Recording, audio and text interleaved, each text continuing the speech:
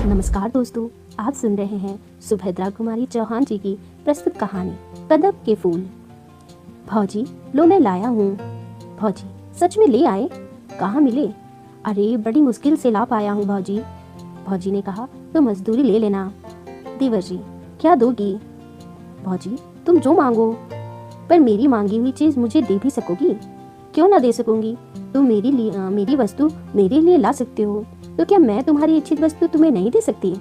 नहीं भौजी, ना दे सकोगी। फिर क्यों ना कहती हो? अब तुम ही ना लेना चाहो तो बात दूसरी है, पर मैंने तो कह दिया कि तुम जो मांगोगे मैं वही दूंगी। अच्छा, अभी जाने दो, समय आने पर मांग लूंगा। कहते हुए मोहन ने अपने घर की राह ली।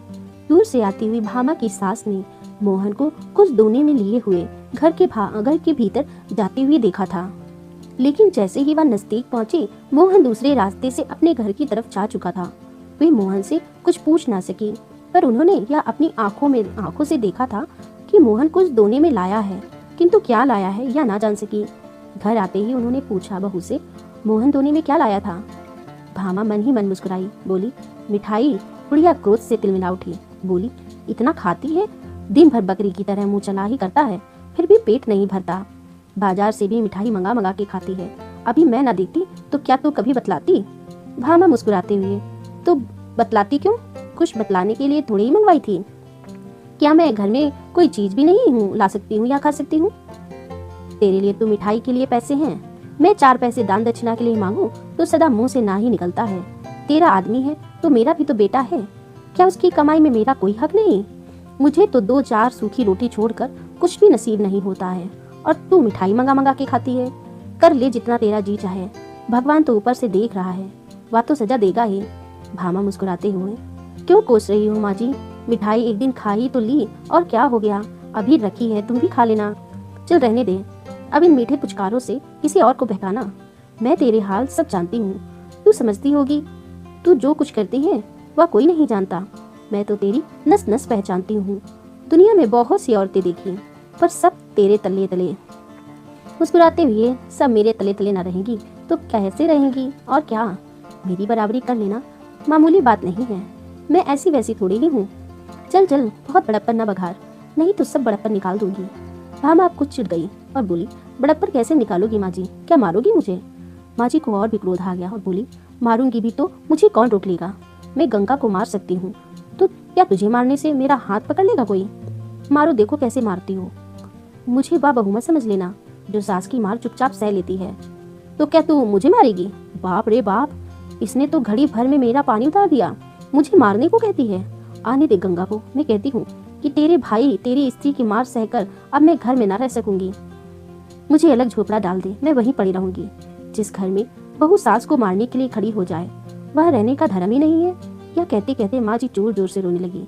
भामा ने देखा कि बात बहुत बिगड़ रही है, अतः वह बोली, मैंने तुम्हें मारने को तो नहीं कहा माँ जी, क्यों झूठ मूठ कहती हो? हाँ, मैं मार तो चुपचाप किसी ना किसी से सह नहीं सकती हूँ, अपने माँ बाप की सही नहीं तो किसी और की क्या ही सहूंगी। चुपचाप ना सहेगी तो मुझे भी मारेगी ना, वही बात तो हुई। यह मखमल में लपेट लपेट कर कहती है, तो क्या मेरी समझ में नहीं आता? माँ जी के जोर जोर से रोने के कारण आसपास की कई स्त्रियां इकट्ठा हो गईं। कई भामा की तरफ सहानुभूति रखने वाली थी तो कई माँ जी की तरफ, पर इस समय माँ जी को फूट फूट कर रोते देखकर सबने भामा को ही भला बुरा कहा। सब माँ जी को घेर कर बैठ गई। भामा अपराधिनी की तरह घर के भीतर चली गई। भामा ने सुना माँ जी आसपास बैठी स्त्रियों से कह रही थी, आप तो दोना भर भर मिठाई मंगा कर खाती हैं, और मैंने कभी अपने लिए पैसे धेले की चीज के लिए भी कहा हो तो फौरन ही टका सा जवाब दे देती है। कहती है पैसा ही नहीं है, इसके नाम से पैसे आ जाते हैं, मेरे नाम से कंगाली छा जाती है। किसी भी चीज के लिए तरस तरस के मांग मांग के जीभ घिस जाती है। तब जी में आया तो ला दिया, नहीं तो कुत्ते की तरह भूखा करो। यह मेरा इस घर में हाल है। आज भी दोना भर मिठाई मंगवाई है, मैंने जरा ही पूछा तो मारने के लिए खड़ी हो गई। कहती है मेरे आदमी की कमाई है, खाती हूँ, किसी के बाप की थोड़ी ना खाती हूँ। क्या उसका आदमी मेरा कोई भी नहीं है? उसका आदमी मेरा बेटा है, उसका 12 आने हक है तो मेरा भी तो 4 आने हक है। पड़ोस की एक दूसरी बुढ़िया बोली, राम राम, यही पढ़ी लिखी होशियार है। पढ़ी लिखी है तो क्या हुआ, अकल तो 2 कौड़ी के बराबर नहीं है। तुमने भी तो 9 महीने पेट में पाल कर रखा है बहन, तुम्हारा तो 16 आने हक है। बहू को बेटा के लिए नौकरानी बनाकर लाता है, अपनी माँ के लिए, वह तुम्हारे पैर दबाने और तुम्हारी सेवा करने के लिए है। हमारा नंदन तो जब तक बहू मेरे पैर नहीं दबा लेती उसे अपनी कोठरी के अंदर तक नहीं आने देता। अपना ही माल खोटा हो तो परखने वाले क्या दोष दें बहन। बेटा ही सपूत होता है तो बहू आज मारने के लिए थोड़ी ना दौड़ती। गंगा प्रसाद गांव की प्राइमरी पाठशाला के दूसरी जगह मास्टर के उम्मीदवार थे। 17.5 रुपए माहवार की जगह के लिए बेचारे दिन भर दौड़ धूप करते थे। इससे मिल उससे मिल न जाने किसकी किसकी खुशामद करनी पड़ती थी। फिर भी नौकरी पाने की उन्हें बहुत कम उम्मीद थी। इधर वे कई मास से बेकार बैठे थे। भामा के पास कुछ जेवर थे जो हर माह गिरवी रखे जाते थे। किसी प्रकार काट कसर करके घर का खर्च चलता था। भामा पैसों को दांत तले दबाकर खर्च करती। सास और पति को खिलाकर स्वयं आधे पेट ही खाकर पानी से ही पेट भरकर उठ जाती। कभी दाल का पानी पी लिया करती तो कभी साग उचलकर ही पेट भर लिया करती।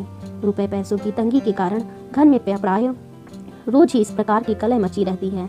जब गंगा प्रसाद जी दिन भर की दौड़ धूप के बाद थके हारे घर लौटे तो शाम हो रही थी। आंगन में उसकी माँ उदास बैठी थी। बेटे को देखा तो नीचे आंख कर ली, कुछ बोली नहीं। गंगा प्रसाद अपनी माँ का बड़ा आदर करते थे, उनका बड़ा ख्याल रखते थे। जिस बात से उन्हें जरा भी कष्ट होता वह बात उसे कभी न करते थे। माँ को उदास देखकर वे माँ के पास जाकर बैठे। बोले, माँ से बड़े प्यार से गले में बाहें डाल दी। पूछा, क्यों माँ, आज उदास क्यों बैठी हो? क्या कुछ तबीयत खराब है? नहीं, अच्छी है। कुछ भी तो हुआ है माँ, तो उदास क्यों है, बताना मुझे। अब माँ जी से ना रहा गया, फूट फूट के रोने लगी। बोली, कुछ नहीं, मैं आदमी औरत के बीच लड़ाई नहीं लगवाना चाहती। बस इतना ही कहती हूँ कि अब मैं इस घर में ना रह सकूंगी। मेरे लिए अलग झोपड़ा बनवा दो, वहीं पड़ी रहूंगी। जी में आवे तो खर्च भी दे देना, नहीं तो मांग के खा लिया करूंगी। क्यों माँ, क्या कुछ झगड़ा हुआ है? सच सच कहना। आज ही की बात है या तो हमेशा ही होता रहता है। तेरी घरवाली ने मोहन से मिठाई मंगवाई, वह दोना भर मिठाई मेरे सामने लाया। मैंने जरा पूछने गई तो कहती है, हाँ मंगवाती हूँ, खाती हूँ, अपने आदमी की कमाई खाती हूँ, कुछ तुम्हारे बाप का तो नहीं खाती। जब मैंने यह कहा कि तेरा आदमी तो मेरा भी तो बेटा है, उसकी कमाई में मेरा भी तो हक है, तो कहती है, तुम्हारा हक जब था तब था, अब तो सब हक मेरा है। ज्यादा बोलोगी तो मार के घर से निकाल दूंगी। तो बाबा, तेरी औरत है, तू ही उसकी मार सह। मैं मांग के पेट भले ही भर लूं, पर बहू के हाथ की मार ना खाऊंगी। गंगा अब सह ना सकी, बोली, बहू तुझे मारेगी माँ, मैं ही उसके हाथ पैर तोड़ डालूंगा। कहते हुए वे हाथ की लकड़ी उठाकर बड़े गुस्से से भीतर गए। भामा को डांट कर पूछा, क्या मंगाया था तुमने मोहन से? गंगा प्रसाद के इस प्रश्न के उत्तर में कदम के फूल थे। भैया कहते हुए मोहन ने घर में प्रवेश किया। तब तक भामा ने दोना उठाकर गंगा प्रसाद के सामने रख दिया था। दोनों के 8-10 पीले पीले गोल गोल बेसन के लड्डुओं की तरह कदम के फूल को देखकर गंगा प्रसाद को हंसी आ गई। मोहन ने दोने में से एक फूल उठाकर कहा, कितना सुंदर है यह फूल भौजी। कहानी यहीं पर समाप्त होती है।